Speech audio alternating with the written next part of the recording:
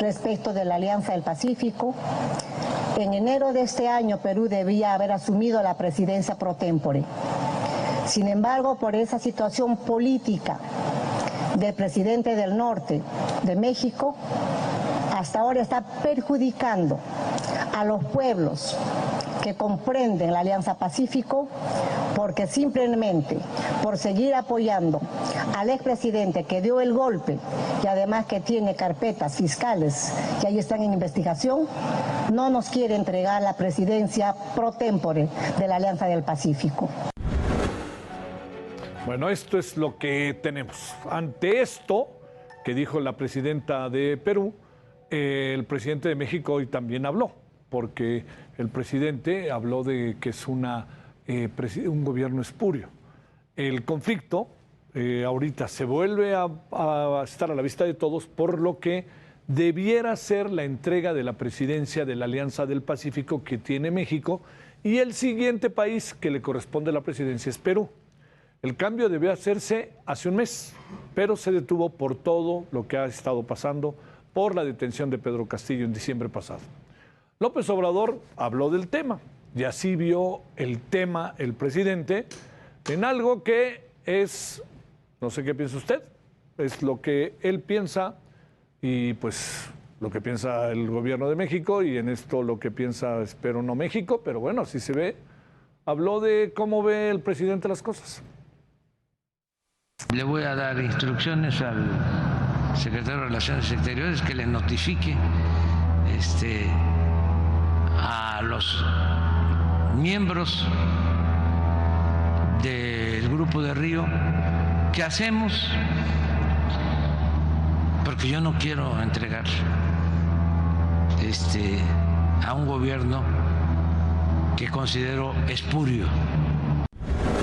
Bueno, el asunto es, si se alcanza a apreciar, lo que puede pasar es que entre México y entre el gobierno de México y el actual gobierno de Perú, las cosas pueden llegar a momentos, pues, no sé si cercanos al rompimiento, pero el llamado de los embajadores, y ya ve todo lo que esto quiere decir. El gran asunto está en que no se pasa la estafeta de la presidencia de la Alianza del Pacífico. ¿Qué es esto? Es un mecanismo de integración económica y comercial que nació en el año del 2011 y lo integran, ahí le va, Chile, Colombia, México y Perú. Y hay otros países también que están, ¿no?, que se han ido integrando en diferentes condiciones, etcétera. Le hemos pedido a Rubén Ruiz, director del Centro de Investigaciones sobre América Latina y el Caribe de la UNAM, que esté con usted y con nosotros. Rubén, te agradecemos mucho que estés con nosotros. ¿Cómo has estado? Buenas noches.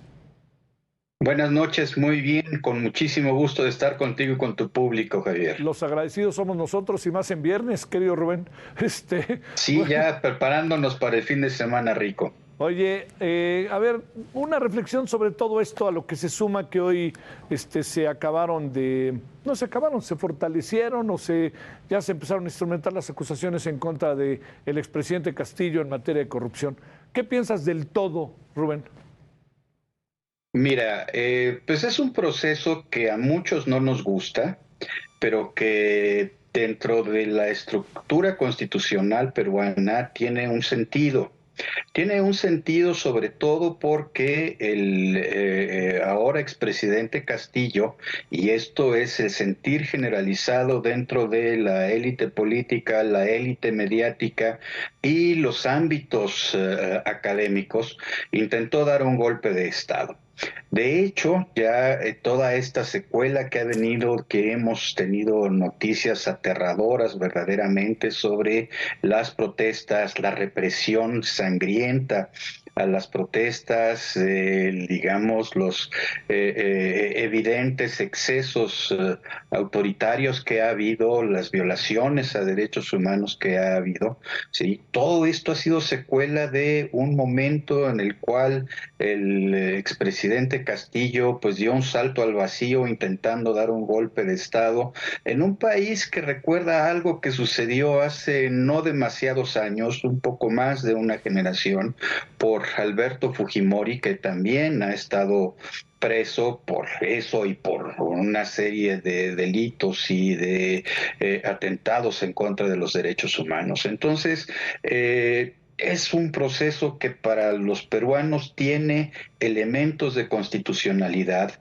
aunque hay que reconocer que también hay una cada vez más creciente actitud de rechazo frente a los excesos autoritarios del gobierno de Dina Boluarte. Más del 70% de los peruanos, de acuerdo a algunas encuestas confiables, considera que el gobierno de Dina Boluarte se ha excedido en el ejercicio de la violencia y que es indispensable un cambio que tenga que ver con una nueva elección. ¿Cómo ves el calificativo que le otorga el presidente López Obrador al gobierno de Perú? Espurio, le dijo. De acuerdo con los lineamientos constitucionales peruanos, es un gobierno netamente constitucional. Ella acompañó a Pedro Castillo en la fórmula para la elección. El presidente Castillo tomó una decisión que ha sido digamos, fuera de las atribuciones constitucionales que él tenía, y el Congreso decidió vacarlo, que es una facultad que también le da la Constitución peruana al Congreso peruano. Entonces, en ese sentido es difícil poder argumentar algo en contra de la legalidad del gobierno de Dina Boluarte. Insisto, creo que el grave problema de ese gobierno ha sido la deriva autoritaria, represora, violatoria de derechos humanos que es evidente para una enorme cantidad de personas a lo largo y ancho del mundo. Este es un tema que realmente ha llegado pues hasta el otro lado del mundo. He visto noticias que desde la India están hablando sobre la represión y lo que esto ha sucedido. Ya países de la Comunidad Europea se han pronunciado al respecto, varios países latinoamericanos se han pronunciado, aún aquellos que reconocen el gobierno de Dina Boluarte, como por ejemplo el gobierno de Gabriel Boric en Chile. Claro. Oye, para cerrar, a ver, esto que puede ser una contradicción. Por un lado, Rubén, tenemos esta actitud hacia el gobierno de Perú, y por otro lado hay un silencio inquietante respecto a lo que pasa en Nicaragua. A ver, una reflexión sobre eso. O sea, hay relaciones de primera, relaciones de segunda, hay una contradicción en la política exterior, son realidades distintas. ¿Qué alcanzas a apreciar? Mira, lo primero que tenemos que tener claro es que quien es responsable de la política exterior mexicana es el presidente, Sí. le guste o no le guste a muchos mexicanos. Yo creo que ese es un tema que es fundamental. Un segundo punto ahí es, claro que nuestro presidente tiene él mismo y en el núcleo que le rodea, tanto cercano como más amplio, digámoslo de alguna manera, ciertas predilecciones por algunas tendencias políticas y formas de gobierno y discursos de gobierno. Entonces, a mí me parece que eso es claro, y por eso es que el presidente ve ciertas cosas, habla de ciertas cosas y no ve otras y prefiere no hablarlas. Sí, así de sencillo. Oye, es muy delicado que no pase, que no entregue la estafeta el presidente de la alianza. Mira, eso es más bien simbólico. En realidad, la Alianza del Pacífico ha sido un esfuerzo muy interesante, déjame decirlo, porque no solo tiene el componente económico, el componente comercial, sino que tiene un elemento muy importante de creación de algo que podríamos denominar una diplomacia cultural, una diplomacia blanda, que es el promover el conocimiento de los países para los ciudadanos de los distintos países. Se promueven becas, se promueven acciones culturales que permiten el intercambio y una mejor relación entre integrantes de nuestras sociedades. La presidencia pro tempore es una presidencia más bien simbólica que tiene que ver con la organización de ciertas acciones, de ciertas actividades internacionales, como la reciente cumbre que se iba a realizar en México, que no se realizó, entre otras cosas, por culpa del Congreso peruano, puesto que no le permitió a Pedro Castillo viajar a México para que se le entregara la presidencia.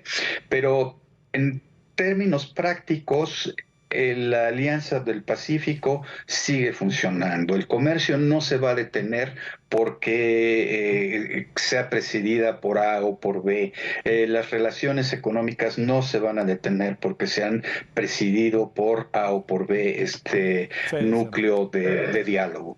Rubén, gracias por tu participación. Que descanses. Muy buenas noches.